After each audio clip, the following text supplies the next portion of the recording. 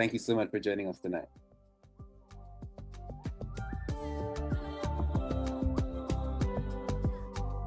All right. It's that time. We're turning down the music to get into this session. Hello, everyone. Wait, I feel like a DJ sometimes, when you get to turn up and down, like we'll be on the beat. What you saying? Hi, everyone. My name is Obina.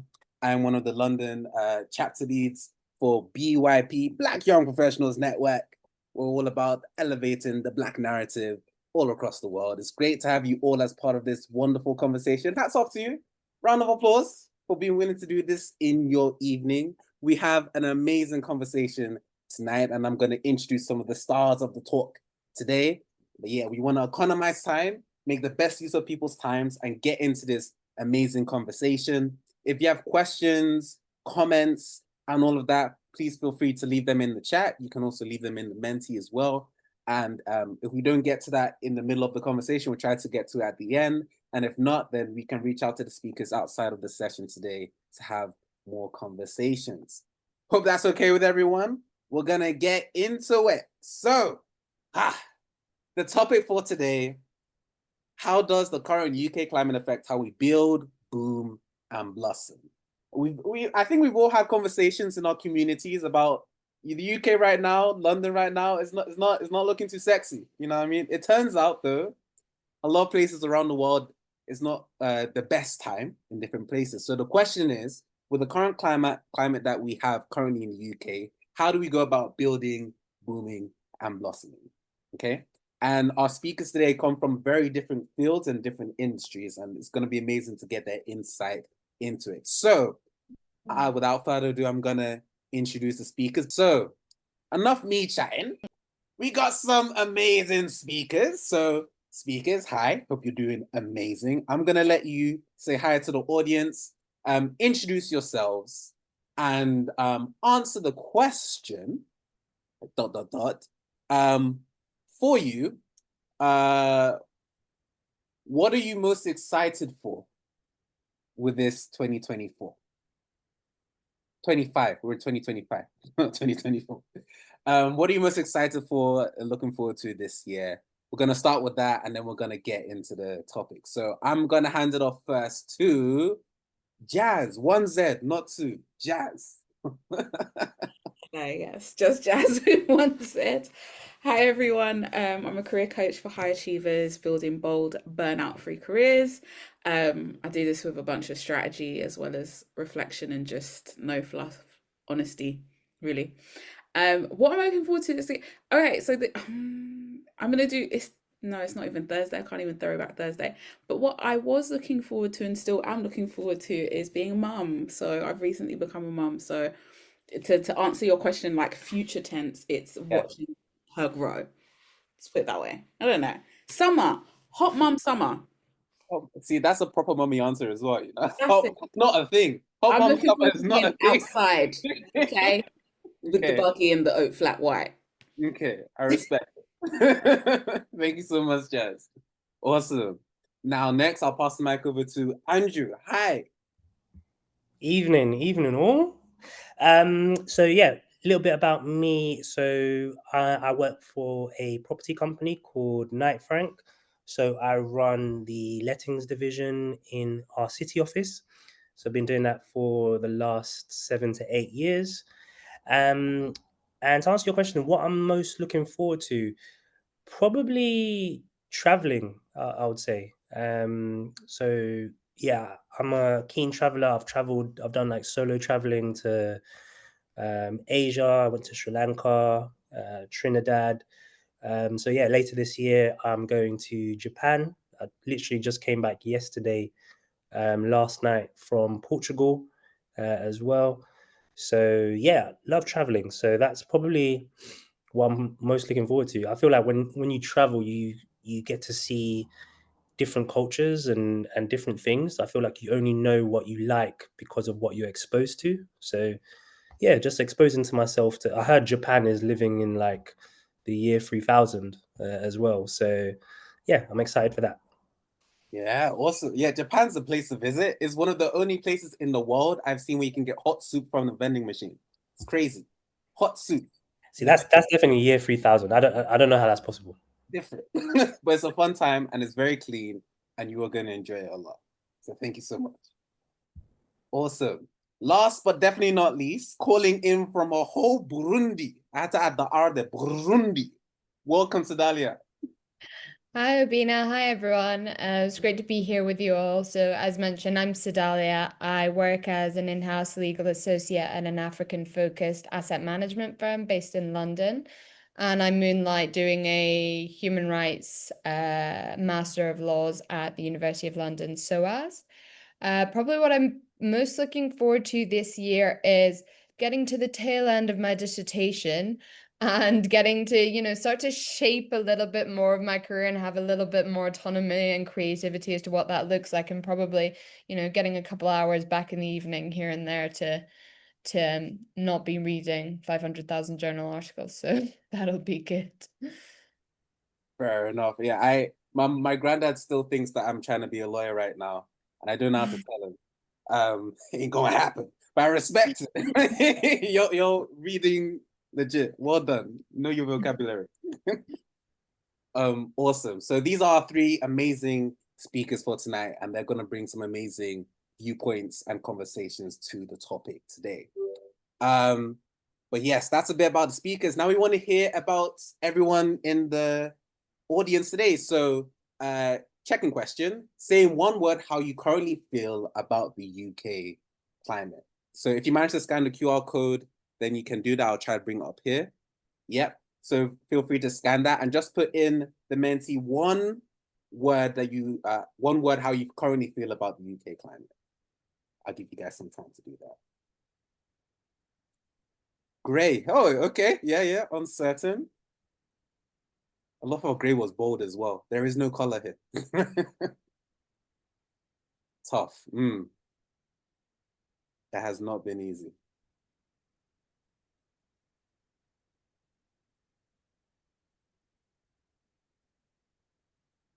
Cool. I'll give some more time there. Awesome. Yeah, the UK climate has been quite up and down. Focused on you, Jazz. You are the career coach within the crowd today. Is career growth still about skills, or is it now just vibes, privilege, and proximity? Because we're told a lot to build skills, work hard, but does that really get you ahead in today's job market? Let's be real. Is it just about, should we all just become AI prompters? Should we all become product managers? Is that really the future that we should be focusing on? What does hard work look like in today's world and the current UK environment? Oof, juicy question. I'm going to start off by saying one thing that I've always said is that your career is just you monetizing your skills. So whether I'm talking to people in the room who run a business, offer a service, a product, consultancy, or work full time within an industry, it's all still a career that is about you monetizing the skills that you have. I think it is still about skills. It's just the skills that we need to build have evolved. Um, I don't think it's vibes really. Privilege 100% has always played a part, and I think we overlook the fact that your network actually can be a privilege. And some of us, we inherit a network, right? We inherit our family networks, we inherit the networks. Maybe if we live in certain areas, some of us, like I grew up in the church. My first work experience, best believe, I got business cards age 15. I showed up to church with those business cards and said, hey, hi, you work at Sony. My dad tells me you work at Sony. I need work experience. Do you know what I mean? But I think it's a bit of both, but it has to be on skills, because at the end of the day, if I refer you into an opportunity and you can't deliver, then what are we doing? So I think it's really, really important that at the end of the day, you've got the skills to back it up. You've got the skills that you can deliver. Brilliant. Thank you. Okay. And what a way to start as well. And I love that conversation specifically about network, right? Who are you around and how do you leverage that opportunity? Do you have that? Andrew and Sedalia, please feel free to jump in. What are your views there? I mean, I just briefly jump in and say I think I absolutely agree with Jazz. Whilst, privilege and proximity can be a function of, some connections you're born with or some you might gain by virtue of being in unique positions. I think that your skills ultimately are what allow you to stand the test of time.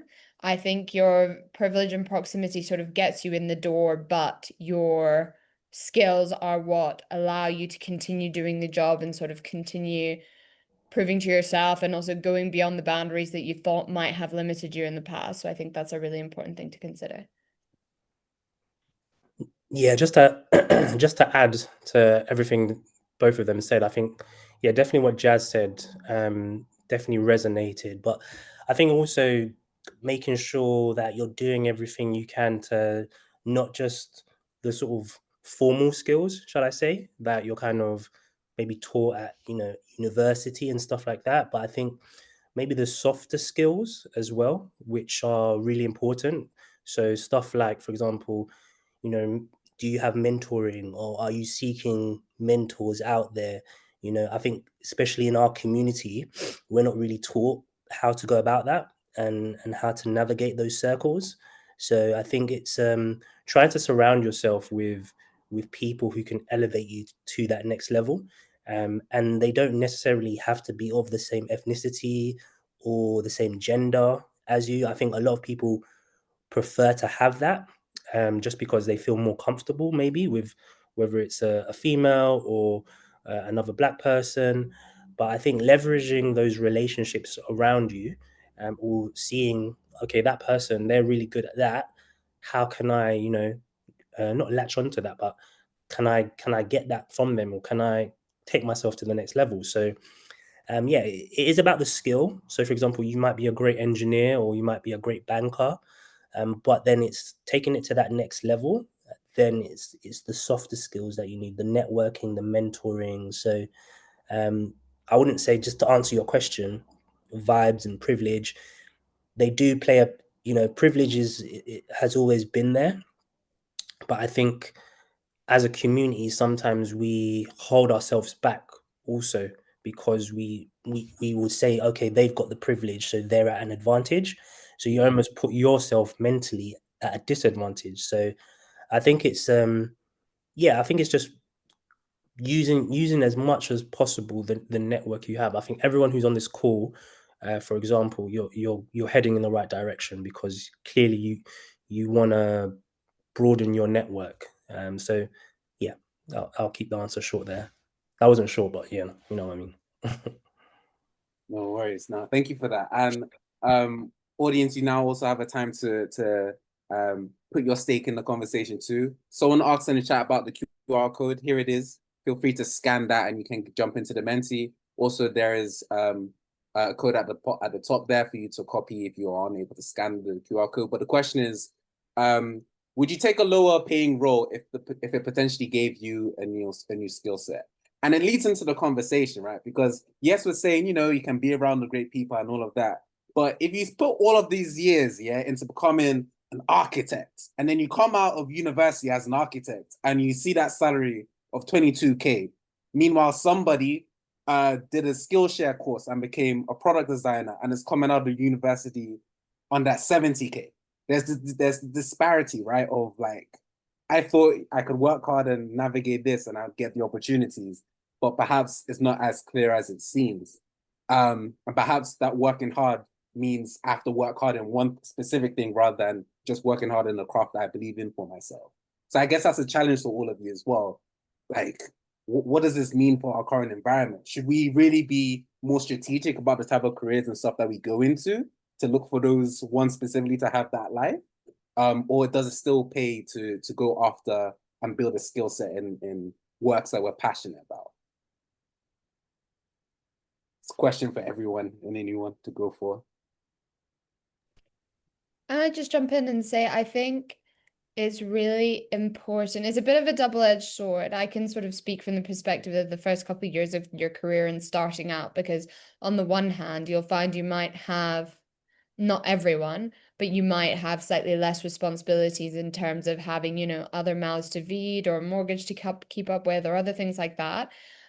So that might give you a little bit more flexibility to take on a lower paying role that would give you a more unique skill set or allow you to develop something else. But on the flip side, I think young people should really be kind to yourself, particularly when you're starting out. And, it's okay to prioritize financial stability. You can still do that at the outset and keep an eye of maybe an overarching career goal that you have.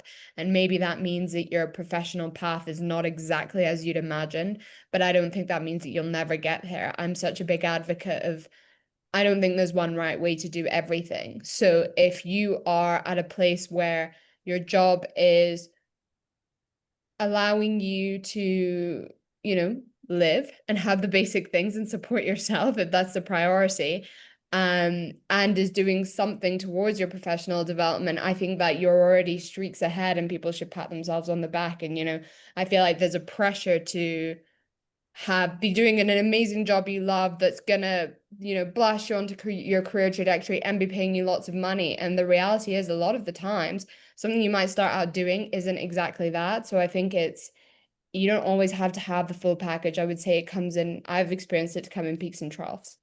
Mm. And also, just to say that audience members, feel free to jump in as well. I'm seeing that 50% of you to this question said, for how long though? So you're interested in potentially taking that other role for a skill set, but the question is time. And I'm loving that nuance there in that answer. And the other one is definitely, so you would definitely say, you know what, I want to build a skill set, I'll take a lower paying role. So feel free in the chat to give more explanation as to your answer. If you want to come off mic as well, please feel free to do that. But Jazz, you look like you're about to jump in there. Go ahead. Yeah, I think in our careers we should be either learning, earning, or both. The both is the ideal. And to echo what Sidalia is saying, we have to work to that both. It is very rare, right? I've done graduate schemes. The pay is tiny, the experience astronomical. Vice versa, I know people who have gotten very high paying jobs, but they're bored because they're just like, I get paid to do this one thing and just do this one thing over and over again. So when it comes to a passion, I think there's seasons of your career where you're able to really tap into that. But more than anything, it doesn't happen overnight. I'm really big on what everybody said in terms of, but how long though? Like I say this as somebody who's taken a pay cut to transition careers and it worked out, but it was part of a bigger picture. I work for a recruitment company and I work in a team that runs a tech academy, and we work with underrepresented talent to actually get into the tech industry. They do 2 years of work experience after a 9-week boot camp. And I'm very straight with these people, right? These people have mortgages, they have children, they have computer science degrees and masters, but they haven't been able to get their foot in the door. And the salary that we offer is an entry level salary, right? And when I work with them and I support them as a community manager, I say to them, look, you may not be able to cash in on it now. You're locked into that salary. There are bonuses and whatever, like we can talk about that separately. But the bottom line is they've signed up to take a pay cut for 2 years in order to cash in on it later. And I've seen people successfully do that because they recognize that actually, if I'm on one of these programs, I'm going to squeeze every experience out of it. So at the end of the day, and actually one of the roles is product manager, at the end of this 2 years, you can't be calling me junior and you can't be paying me junior because you've used me as a full somebody. I had the same when I was my past life in real estate. I was a graduate surveyor, but I'd been a property manager before.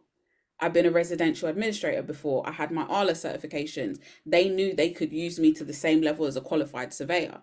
So when we came in the door, I came in with my chest held high to say, look, you're going to get more out of me than a graduate who's just finished a degree and just stumbled into this. So it's really about being prepared to be clear on what it is that you want. I've sat in interviews and they've gone, so why are you coming here? And it's like, I want to get qualified. You can get me qualified. Oh, but we can't pay a lot. That's fine. You will get me qualified. You've got robust mentoring and networking and blah, blah, blah. So you have to be strategic with it. Otherwise, you will get stuck and you also can't take your eye off the ball. Do not get into this lower paying role and just coast. And then wonder why when you look up a year later or 2 years later, you haven't acquired the most valuable skills in that industry. So be it you haven't fought to get training that you can cash in on later. You haven't fought to get on projects that you can cash in on later. You haven't fought to get even like international experience.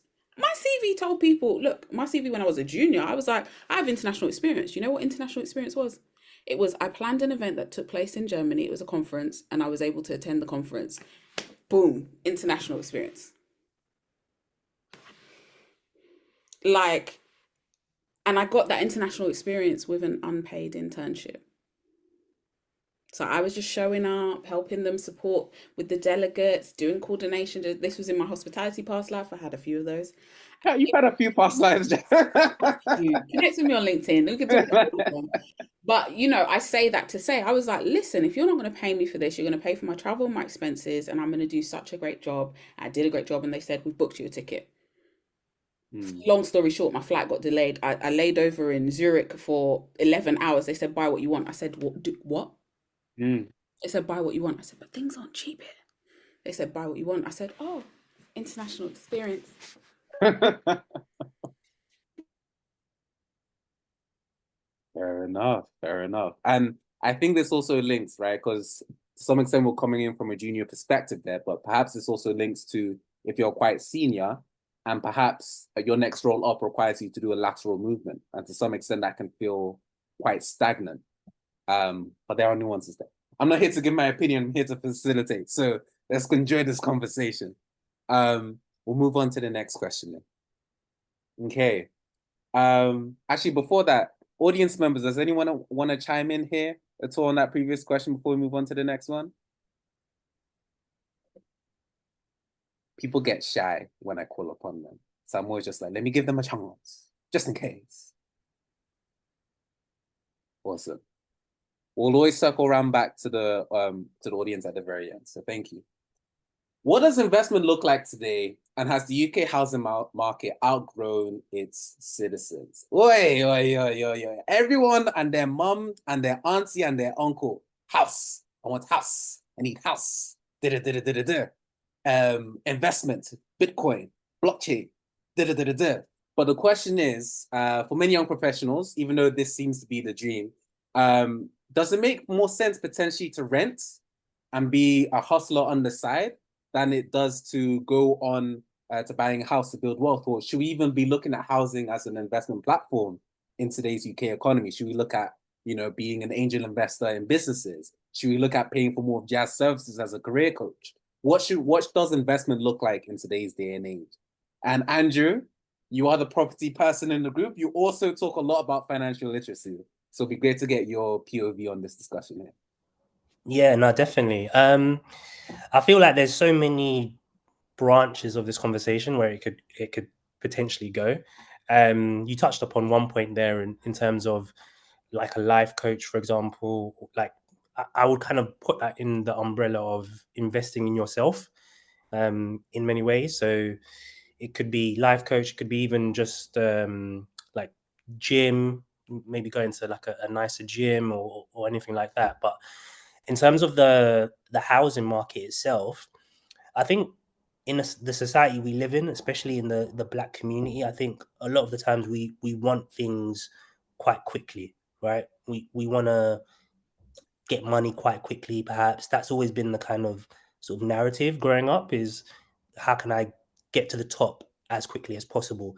And when we look at investing, usually investing is a 5 to 10 year period, and that's not something that we're comfortable with, should I say, or we're used to. It's usually, when you hear 5 to 10 years, that's like, whoa, that's way too long. Like, that's, in our world, that's like 20 years, for example. But if you look at, for example, maybe like the average age of a millionaire, I'm sure it's probably in the 40s or 50s. That probably maybe come down slightly now because of social media and stuff like that.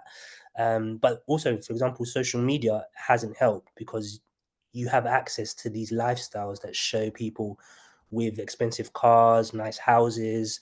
I don't think, in terms of the property market, I don't think it's outgrown its citizens. I think it's just more, it requires a new mindset, essentially. So, for example, if I look at myself, I realize, I want to live in London. That was kind of my long-term play. But I realized at an early age that I couldn't afford London. So what I did, I took my funds outside of London.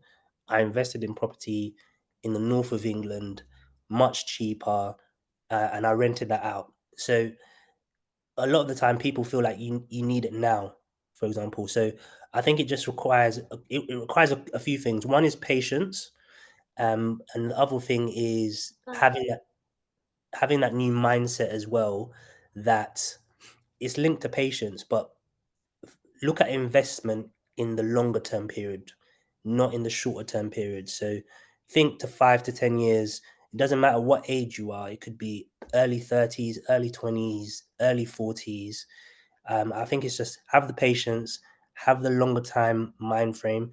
If you don't have the money, look at alternatives ways to invest it. So if you don't like risk, for example, then there is other ways where you can lower your risk. You know, you mentioned sort of more riskier ways is putting it into maybe like some sort of venture capital or something like that, where it's, you know, investing in new businesses or something like that. But that's riskier. But that goes back to my thing about the mind frame of how can I get to the top quicker. So that some people just want that's much riskier way of doing things. But me personally, I would say investment today, you just need to take your time, think long term. UK market historically has been a quite stable market, especially London in particular. Usually that's why you hear of people from all different parts of the world coming to invest in London, because they know or they feel that in the long term, this is my money's quite safe in London. So I think it's just try and be patient, think long term. If you don't have the money now, that's fine. Just try and, as Jazz mentioned, even with a career goal, you need to be strategic with it. For example, I knew I couldn't afford London. I went outside London. Thankfully, years later, so this is over, 7 to 10 year period. Now I can live in London, and you would think also over that same period of time, you can earn more money as well. So earning more money also helps you when it comes to the borrowing. For example, if you're looking to take out a mortgage, also during that time, hopefully you might maybe meet a partner as well. You know, God willing, you meet a partner and then you put your funds together. So all of these things can happen if you stay patient. So I think that's the kind of narrative I want to kind of invoke towards people is kind of shift the mind frame. Don't think, 1 to 2 years, think 5 to 10 years.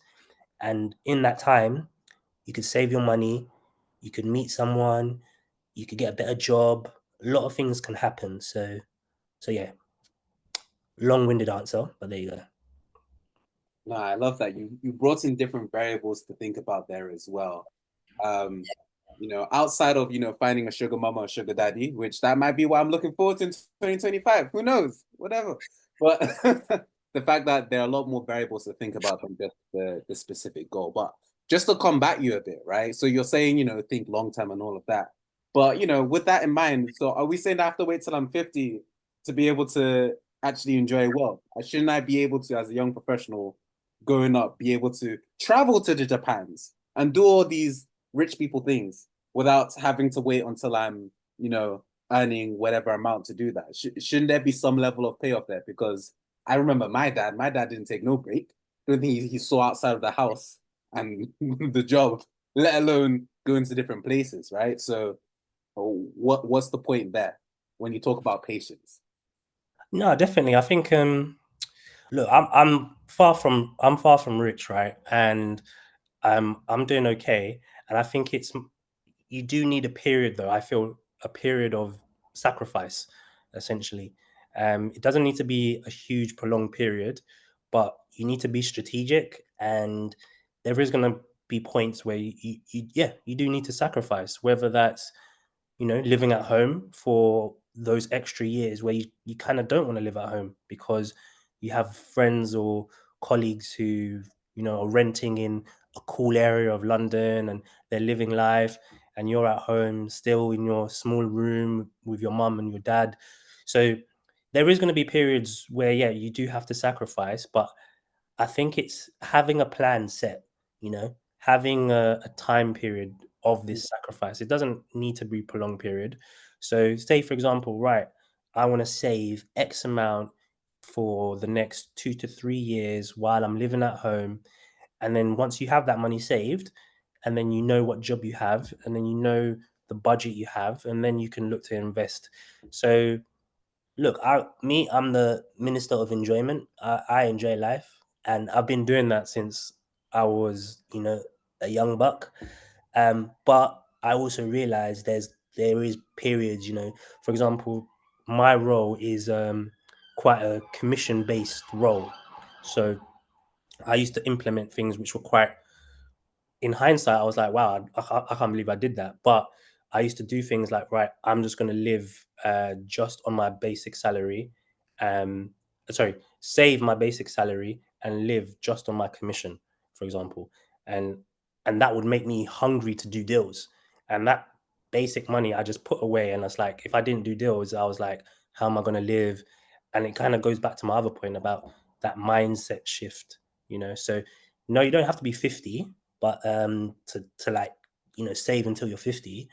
But look, there's a balance. There's definitely a balance, but there is definitely periods where you need to sacrifice. I'm sure everyone on this call, you've probably sacrificed at some point in your life, and if you want to get to that kind of next level, whether it's investments, whether it's investing. I know people here are from Dubai, Burundi, Yorkshire, wherever you are. If you have that period where you lock in, essentially, you just have that lock in period, like, right, for the next 5 years, I'm going to be so strict with myself and have that self-discipline. That's what you need, essentially. That's what I feel you need, to answer your question. No, thank you. And I'll let the other speakers answer that question too. Just to note again, here's a point for everyone in the audience to participate. So there's a QR code on the screen if you want to do that. Please feel free to scan it. The question is, would you consider renting long-term instead of buying if it meant more flexibility and quality of life? Yes, I'd rather rent on holiday. No, owning is still the ultimate goal.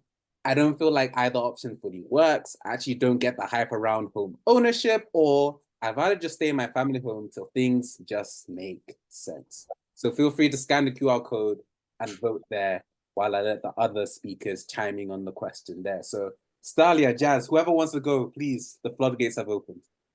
I'm happy to. Oh, no, go Sedalia. Go ahead, Jazz, all you. Okay. I wanted to tack on to a little bit of what Andrew was saying and what you kind of push back with, Obina. Like, homes can be an investment. They can also be an investment that you live in. And really, the question that I'm asking about there is, when you think about a home, do you think about it as something that is going to impact your income and your wealth, but also your lifestyle? Because if you're okay with being on the property ladder and seeing it as a long-term investment, then you'll move differently. Like, I know a lot more people, and that's not even recent. This is probably going back 10 years. I have cousins who don't have partners, but they live at home with their parents, quite comfortable living, right? Independent living. Mum's not hounding you and busting open your door. We're all grown people here. But because they wanted to get on the property ladder, they bought a rental property in a market that made sense. So university towns outside of London, just so that they had that investment, and they bought it specifically to rent. Because they were like, actually, it's about being on the ladder and the investment and that long-term thing, rather than me saying, actually, I want to live here. No, I don't intend to live here. So that's one thing that I would say to think about when it comes to property. When we go back historically, I'm of Jamaican heritage. Buying a home meant safety. Buying a home meant nobody can kick you out. Nobody can tell you, oh, your lease is up, I want my house back. So the mindset that we've all observed and the residue of it, like, I'm second generation, so my grandparents came over, but my parents were born here. There's still that residue. So for my parents, it was still the same. And also, even more so, I'm the eldest of 4 kids. So also, who's for rent for a 4-bedroom house is a very different something, even in the 90s. So again, it was like, wait, let's just buy, and I say this, like, we lived in a 2-bedroom flat, but my parents owned it. They were like, yeah, no, we bought this off the council. Nobody's kicking me and my 4 kids out. So again, that residue of that safety, of that nobody can Nobody can displace us for any reason whatsoever. And then, so then the mindset that I observe amongst myself and my siblings is that we're actually more open to look at it as an investment. Again, we spoke about privilege earlier. We can do that from the point of view of privilege, where I've had moments where I've left jobs with no job to go to. And my dad said, "You live here, you're under my roof. Forget them. Don't go back in. You're not doing any of this treatment." That's privilege. So I want to recognize that we stand on the shoulders of the folks that prioritize safety. But I think then that means, okay, what does it look like for us? If the market in London is wild and you just want an investment property, why are we not looking at Liverpool? Why are we not looking at Manchester? Why are we not looking overseas? If you don't want to live there. So I would say big things like that. Another thing as well, this one is not me. This is from a coach. Her name's Gina Knox, GINAKNOX. And she broke my brain. She's a money coach, so she talks the talk all the time. But she was just like, listen, when you see me spend money, I'm not spending my own money. She locked in, like Andrew said, she locked in and put 100K in the stock market. And she was clear. She was just like, I live off of the income I make off of those shares. Now, again, we're going to talk about risk. This is not me giving financial advice, but I'm saying if you can get that money together, that's not a small amount of money by any stretch of the imagination. But if it's investment for investment's sake, if you want something that's a little bit more short term, then why aren't we looking at all of these other vehicles? And again, I say it to say we stand on the privilege of the people who prioritize safety, where we can say, like Andrew said, like, boom, basic, living off that commission. What, I made a good amount of commission, let me put this in the market, let me put this over here, let me angel invest.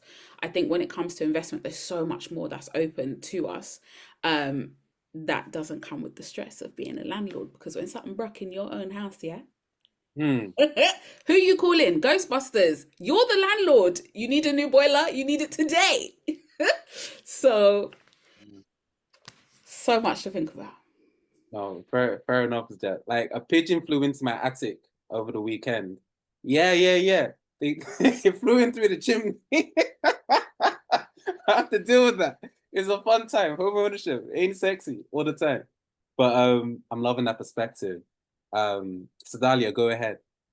Yeah, I mean, I think I just echo a little bit of what Jazz said. We're so lucky to be growing up or experiencing an environment where a lot of work is being done to debunk this myth that investing is this great scary machine that you can only do if you are ultra qualified and have been working in the industry. There are so many apps, websites, knowledge sharing platforms where you can go on and learn, maybe buying a house is your goal, and if working towards a house deposit is something that's on your horizon, that's great. But for a lot of people, it's not. And so I think it's really important to acknowledge the scale of investing, whether it is putting away 20 quid, 50 quid a month to, saving towards a house deposit. All of this is valid. And I'd encourage everyone to keep thinking about how are you going to invest in your future? Because I think, particularly looking at the UK climate and economy as it stands, I don't know that, squirreling away your cash in a cut and dry savings account is making your money work for you as best as it could. And again, I'd really encourage people, there's loads of content out there put out by financial advisors, to say, allow you to analyze, what are my priorities, what's the level of risk I'm willing to take, and the rule of thumb, whilst I don't think is always applicable across the board, is pretty good use of, if you want to lower your risk, diversify your portfolio.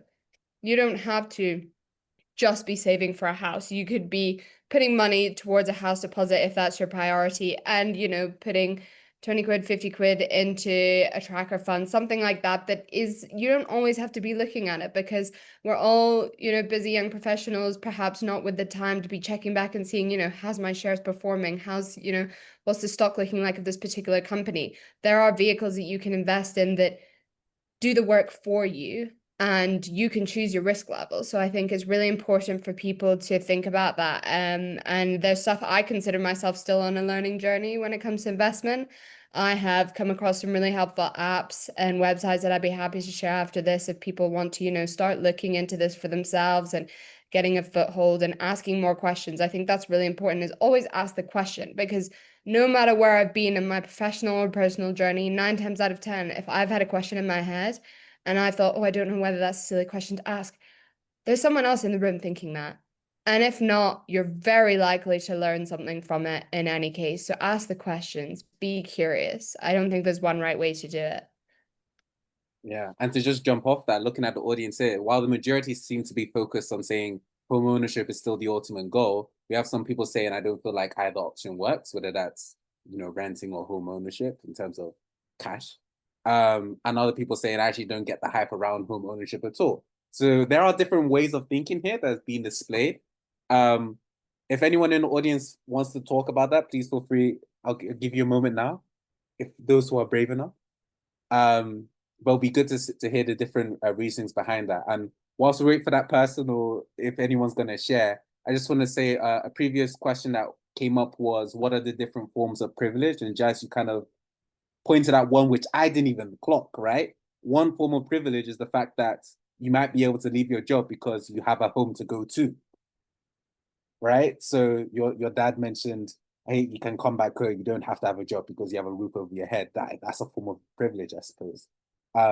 So do you actually want to chime in there? Are there any other forms of privilege that you kind of want to bring up there?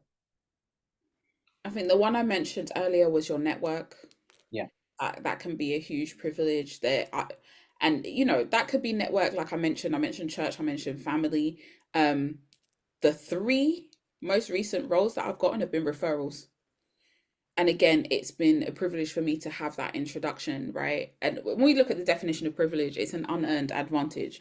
So you just exist, and voila, you have it, right? We talk about, there's some lesser known ones like pretty privilege. There is, it's all within the eye of the beholder. It's not anything that you necessarily ask for. If somebody makes a judgment based on your identity or your identifier and treats you accordingly. But those are some of the big ones. I think also we touched on it in a roundabout way, but like access to knowledge about money. I remember talking to somebody, it was my husband actually. And we were just talking about certain career situations that people find themselves in, right? Or, well, me, it was the second time I was being made redundant. And I turned to him and I said, look, what is so wild to me is that, for better or worse, going through this experience, in the same way that I found my way through hitting up my network and saying, look, I need a lawyer, I need someone to support me through this process to make sure everything's above board. None of this is going to have to be something that my child has to beg for. We're going to live in a house where my child knows, oh, if I need a lawyer, we've got a family one, or if I need a financial advisor, we've got one. If it's healthcare, we've got one.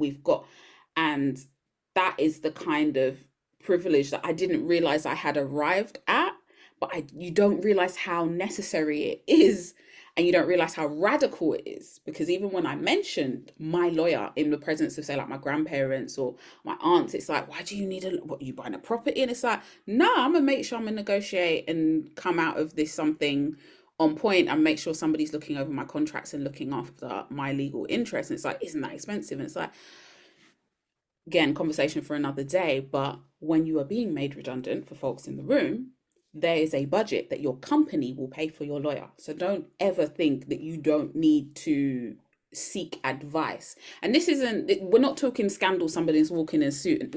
It's not that deep, but it's for them to make sure that you are being properly represented. And that's a huge access to information, access to services, is a big thing.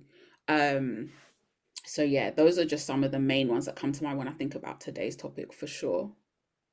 Yeah, no, thank you. Hopefully that person, you feel like your question's been answered there about the other forms of privilege.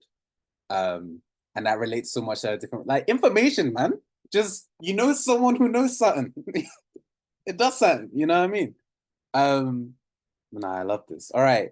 Our third question, coming on to the end of the conversation. Should we stop trying to make it, quote unquote, in the UK and start building where growth is inevitable? Like the Middle East, we have someone from Dubai here. Should we all just jump in and join our brother in Dubai right now? Or should we all join Sedalia and go take a trip to Burundi and find our opportunity in Africa? With rising costs and political instability, and slow down in the UK is real opportunity elsewhere. Let's talk a bit about identity, what ambition should look like, and where we see the future for ourselves and our community there. Yes. So, Sedalia, I'm going to put you on the spot there. You know, you work in the investment space and you're a lawyer, and apparently you're helping people not die through human stuff. So you gave the specific a human lawyer thing. Sorry, I missed Yeah. it. No, absolutely. I mean, I think the best way to probably answer this question is to give a really brief overview of my background, and because I think that really informs the way I look at things. And, might not be the case for everything, but I think hopefully it will make sense by the time I get to the end of this answer. So I was born to a Scottish father and a Burundian mother in Nairobi, Kenya, born and raised there for most of my life, and then made the transition over to the UK when I, was starting higher education, going into the workforce, et cetera, et cetera. And I've kind of been there ever since, but I've never lost that focus of I'm here, I want to build my qualifications, build my career up to a place where I can gear my work towards the continent and, find my way back home eventually. That's always been my focus. It's always been my goal with, a lot of the choices that I've made in my career thus far. And I don't think that's changed. Now, the way it has got unfolded is probably something that I could have never expected. If you would have asked me, would I have been working in finance 5 years ago, I probably would have been like, it's not even something that I conceived to myself. But I think, unfortunately, we, in a lot of African countries, and I hesitate to say all because I don't want to make it this homogenous whole of a continent because it's so far from that. But a lot of the time, you're seeing this massive exodus of young people who were fortunate enough might come from the continent, do the first portion of their life there, and then be sent away for education, sent away to look for opportunities, whatever the case may be. And a lot of the time there's this narrative, I think I hear it a lot from, my parents to an extent, my grandparents for sure, is go where the opportunity is, and that's not here right now. You can come back, when you're fully baked and ready to go and you can contribute something. And I guess the difficulty is then discerning, when is that? At what point do I feel like I've gone away, I've gotten my accolades, my credentials, I've made it, as it were, and now I can come back, if that's indeed your focus, might not be.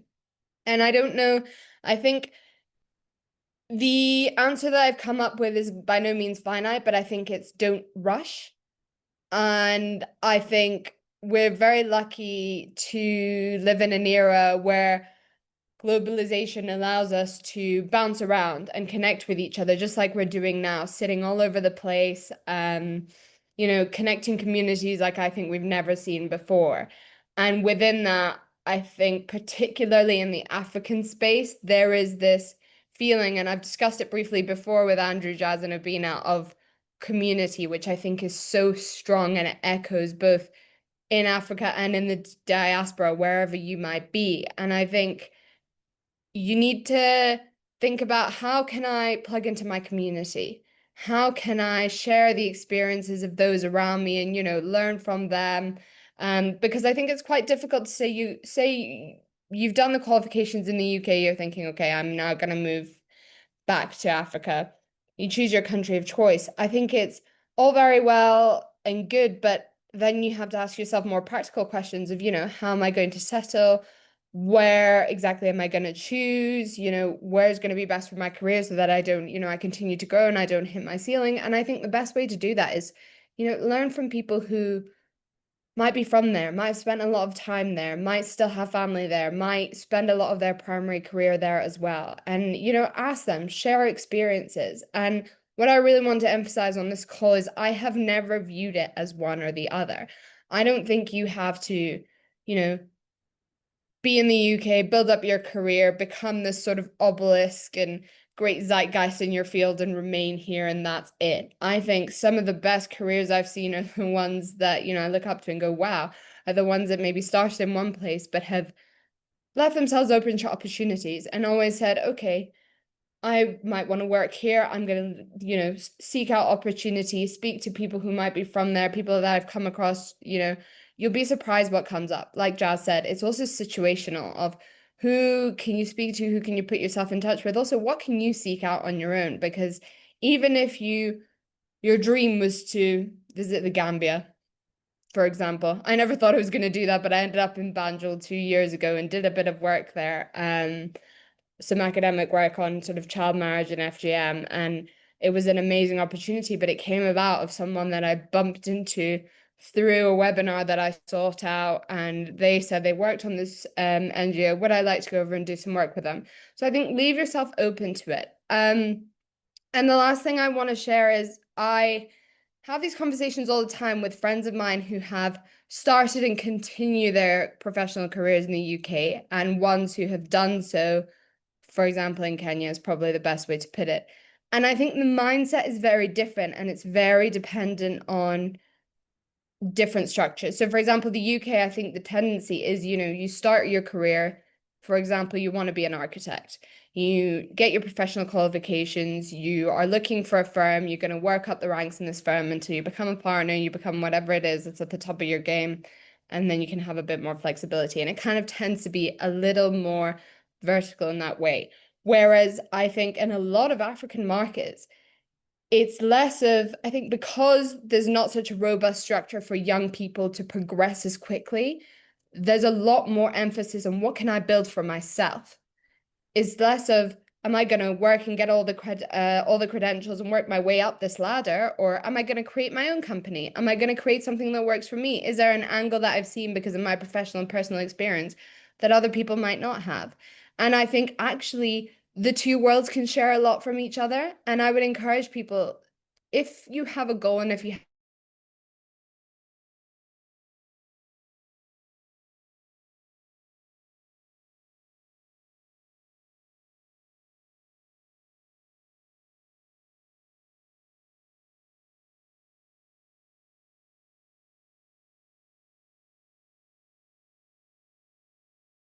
help you get to where you want to go. So stay curious. Thank you, Sedalia. Sorry, it froze for me at the end a bit there as you were getting to like the peak, but hopefully people got that. You also used the word never heard before, obelisk. I had to look it up. Stone pillar in the community. I respect that. But I'm liking that different way of.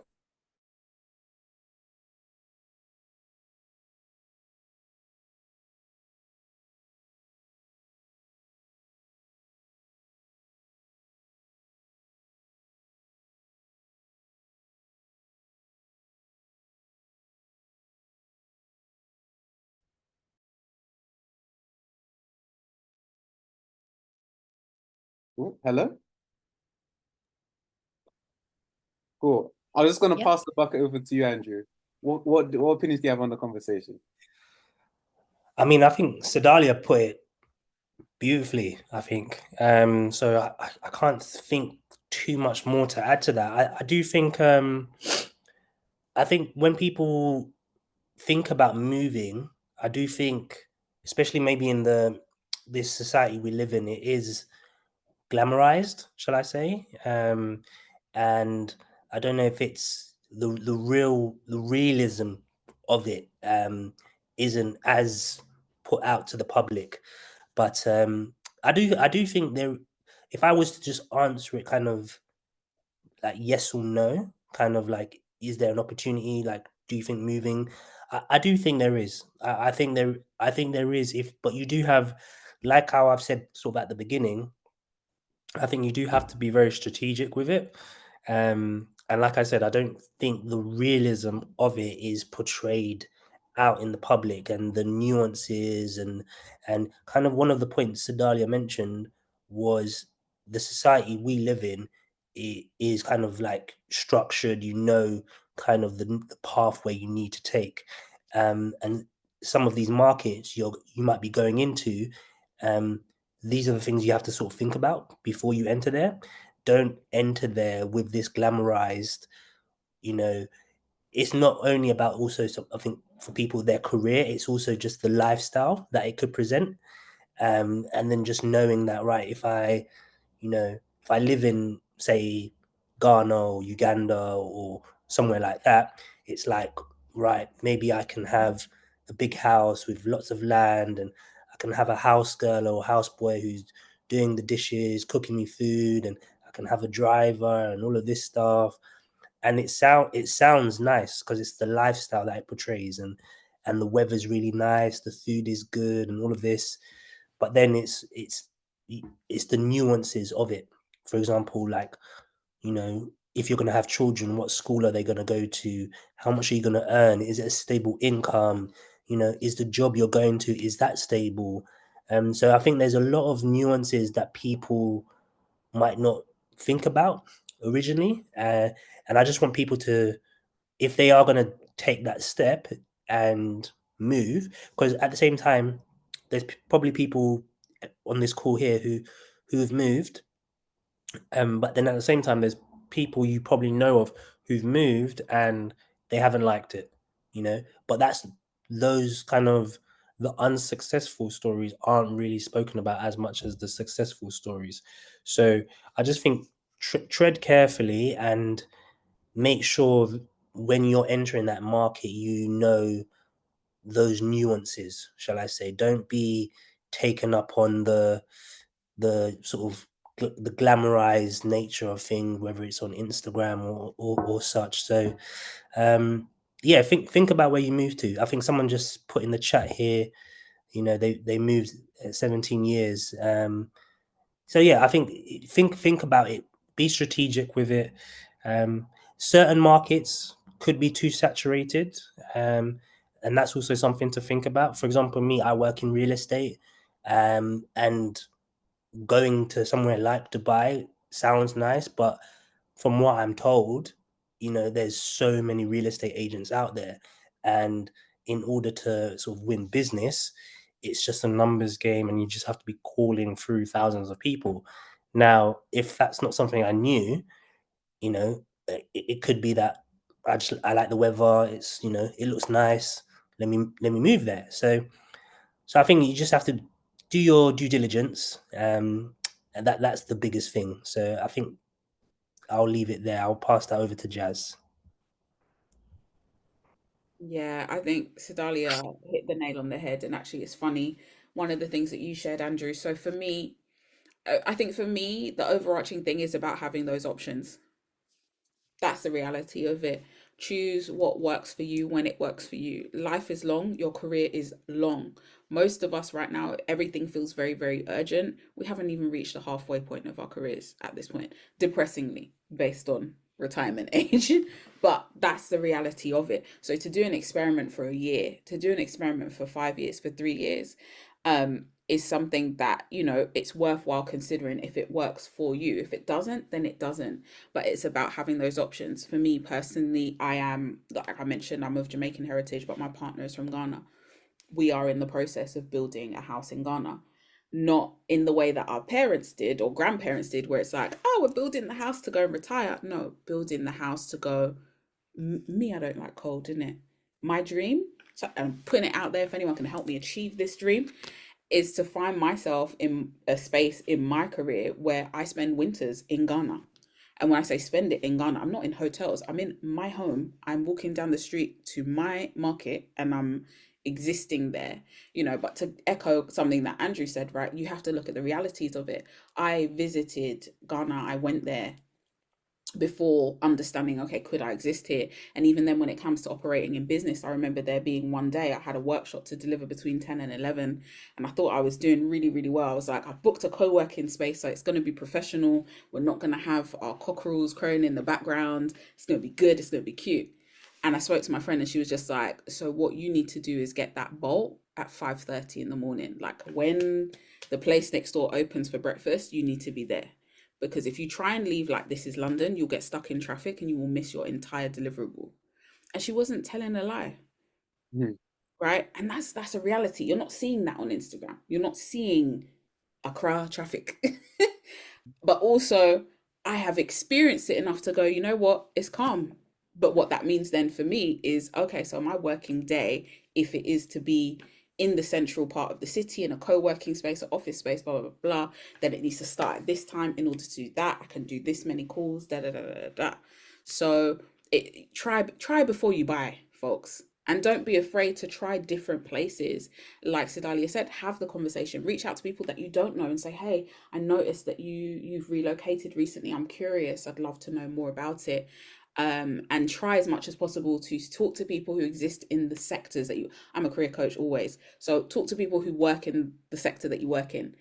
I agree with what Andrew said. Go back 10 years ago, UAE real estate popping, trying to get everybody over there. Heck, you have no real estate experience, that's fine. Come over, sell these units for us. Now, you're out here fighting for your life. So please get the general cultural, all of that sort of stuff, but also go, hey, you do what I do over there. Can we chat? And just on that point as well, we have a comment from the audience in the chat. I have lived in Dubai for 17 years and the market is saturated with talent that is willing to take on roles for less salaries. I wouldn't recommend people moving to the UAE for now. Plus, there is Emiratization targets. Organizations need to meet here, needing to hire Emiratis first. 10 years ago, it would be okay to move here, but now in this current market, finding a job, you're of 3,000 to 4,000 people to one job.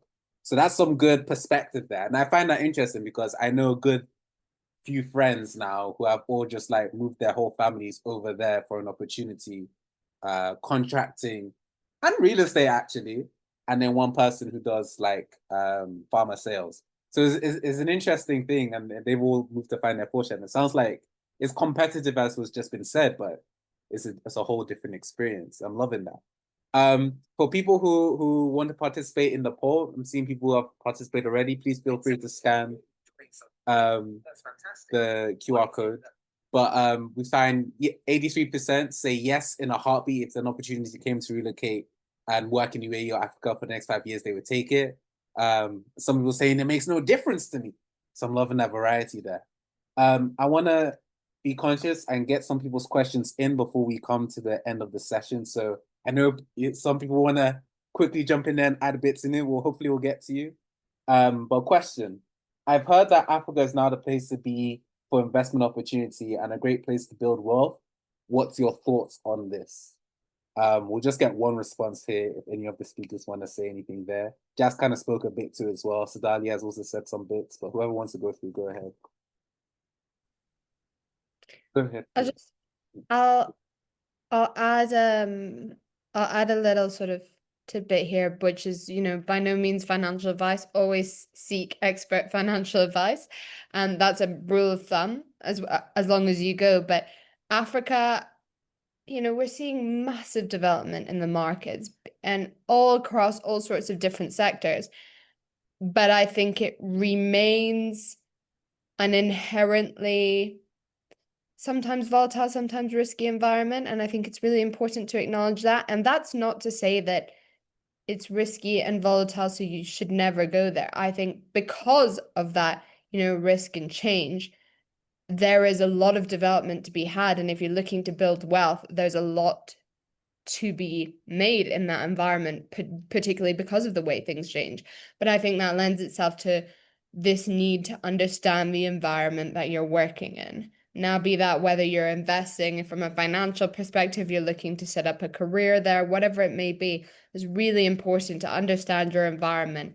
And if it might be something that you have less of an understanding of, seek out people who do and ask them. You will be surprised how willing people are to share their expertise, their experiences with you if you're willing to take the initiative to ask. Seek these people out, seek professionals out. They're often more often than not, people are more than happy to help. And I think if you have a specific area of interest, there is a wealth of knowledge and talent on the planet just waiting for you to access. So I would encourage you to start as soon as you can. Cool. Just just to also add to what Sadalia said, I think from what I've seen as well, it's yes, you can seek out people, but I think having the trust, I think in Africa is a big thing.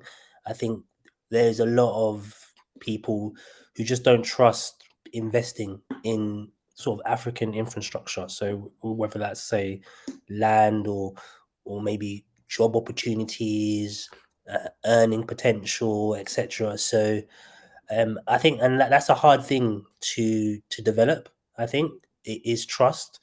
I think that's probably over time that needs to be developed. But I do think seeking out people initially who you do trust, and then taking their advice or their guidance. But yeah, I think trust just in like overall African community, I think it's something that needs to be worked on. But like I said, I don't think that's going to be an overnight job. I think that's going to have to be, you know, I kind of call it like trust deposits. So you make these small deposits, but once you have that mistrust, it's like a withdrawal. So all of those deposits you've made over time, that one kind of incident that goes left, it kind of sucks all of that trust out. So I think it has to happen over kind of, small periods of time. I remember one of my sayings from, back in uni days is just brick by brick. So just laying the foundation, slowly, and then hopefully eventually you have, a fully built house eventually, but it takes time. So hopefully, with time we can build that trust. So I think if you're gonna, do stuff in Africa, just make sure you're doing it with people you trust. Okay. Yeah, and just to add quickly to the end of that, I'd say it's really important to, interrogate this lack of trust, be it your own or even other people's, question it. Because I think a lot of the time, particularly when it comes to investing in Africa, a lot of this apprehension stems from fear of the unknown ultimately, and a broad-based, sometimes lack of understanding or an unwillingness to venture into a market that perhaps is, still emerging, still developing. So I think I would view it as an exciting new frontier with a massive opportunities, but I think it's really important to question yourself. Question why the apprehension, Is it because I really don't view an opportunity to be there, or is it because it's maybe something I don't know and it will take a little bit of extra time to understand it? And I think it's always worth taking that bit of extra time. Mm. No, I'm loving it. Thank you all for those bits of wisdom and insight into these questions today. And I hope everyone in the audience has enjoyed it. We're going to round up now. So thank you so much, all the speakers, for being part of this. Just to end off the session, I'm going to ask if you could all answer the question, is the UK still the place to be each? Whilst also listing off where people can find you and any announcements that you want to make about yourselves or your practices, that would be great. As you all answer that question. Audience, you've been amazing. But yeah, I'll let the speakers round off. Just say, answer the question. The main question today is: the UK still the place to be so that we can build, boom, and blossom? And then list off any opportunities or things that you want to announce for yourselves, and then where people can find you afterwards. So I'm gonna start with Jazz. Just getting the links to try and make it easy. I'm primarily on LinkedIn, folks. Come and find me over there. Anything that we spoke about today, I'm happy to talk about. As I shared in the chat, right? And this is to echo what Sedalia was saying. That's the organization that I've purchased land through. We, this is closing remarks, but like I said, I'm Jamaican, and somebody goes, "Wait, you're buying land in Ghana and not Jamaica?" And I said, "We found the relationship in Ghana, and it felt right, and we walked through it, and it made it straightforward. If I have a relationship in Jamaica, then of course, then I will go through that." So I think we have to be 100% have to be very mindful of the internalized racism and discrimination that we have against our people, so to speak, because we could wax lyrical about all the stereotypes, but if we don't overcome those and challenge those within ourselves, then how can we truly make our ancestral homes, be it Africa, be it the Caribbean, be it all of those places, truly viable places for us to exist and plant roots or choose to invest, right? Not everybody wants to live there. So I've loved this conversation. All my links are in the chat. That's all I will say, actually. I've been doing a lot of chatting. Thank you, Jazz. We appreciate the chat. Don't worry. Thank you. Next up, Andrew, do you want to go ahead? Yeah, no, look, I really love this conversation, and it's great to see a platform as well giving people the opportunity opportunity for us to speak, but then also people to join, take part. And I'm sure not everyone's going to remember the full conversation, but even if you walk away with nuggets that can help you day to day, or that you can pass on to other people, and it creates a domino effect. Well, I guess to answer the overarching question, does the UK currently climate affect how we build? I think it does. I think the current climate is kind of to the point when people were mentioning uncertainty or grey. I think a lot of people are unsure on how things are going, whether it's the job market, whether it's you look at, for example, interest rates are quite high, historic high compared to what they were, 10, 15 years ago. So borrowing is more expensive. Salaries aren't that great in comparison to other countries. So I think it is right for people to evaluate their options, shall I say, and look further afield, especially in the sort of the world we live in now. You could potentially work, let's say, in the Middle East or Africa for a year. You don't like it, you can come back. That's where we are with how the world is set up. So and I think also for people who, let's say, for example, in London or in big cities, look, there is jobs in the same country as well, but just outside of those cities. So if you're in a Manchester, whether you're in a London, there is other places within the UK as well. So that's something I think people maybe don't consider as well. I think they just consider moving totally abroad. I know people who've moved to, for example, Birmingham. And the cost of living is completely different, way of life completely different in that sense. But then it's an hour and a half, 2 hours to London. So I think we live in a world where we're flexible. So I think, and also just to kind of throw in my little bits about me as well. So, me and two friends, we co-founded a financial literacy charity called QuidSmart. So, I'm like super, super passionate about helping the youth when it comes to saving, budgeting, investing, not just property investing as well. We look at stocks and shares. So, we go into schools and we teach kids, 16 to 17-year-olds, all of those topics I mentioned. So I'll put a link below on the website, but you can find us on LinkedIn. Company's name is called QuidSmart. So yeah, that's something I'm super passionate about. So yeah, hope that helps. Oh, it's already in there. And I like the name as well, Quid, like get smart with your quids. Yeah, money. Nice one. Yeah, it took us a while to come up with that name. We did focus group, everything. It was Really? It was a process like that. Okay. Yeah. process. Yeah. It was a process. But yeah, that's something I'm super passionate about. So if that's something anyone on this call is interested, or we have volunteers who come and actually deliver the curriculum to the students as well. So we've had people from banking backgrounds, from property backgrounds, consultancy. So if you're from any background really, but you have a passion to just give back to the youth, but in a very productive way, you're face to face with them. You can ask them the sort of nitty gritty questions. They can ask you questions. So that's something I'm super passionate about. Cool. Awesome. Thank you. Also, you said something very simple, right? Look outside of London. I keep forgetting, yeah. England is not just London. In fact, London's its own country. There's a whole Bradford.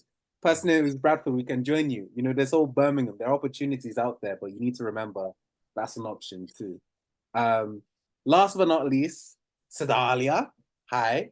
What is your answer? Is the UK still the place to be? And then let us know any announcements you have there. I think in typical lawyer fashion, I'll give you an it depends kind of answer. I think it's still a place to be. I think we're so lucky in that the UK continues to be this great melting pot, both culturally, socially, economically. And I think that's such an amazing environment to be tapped into. But I think in order to truly grow and blossom and explore all your opportunities, you have to keep your horizons wide.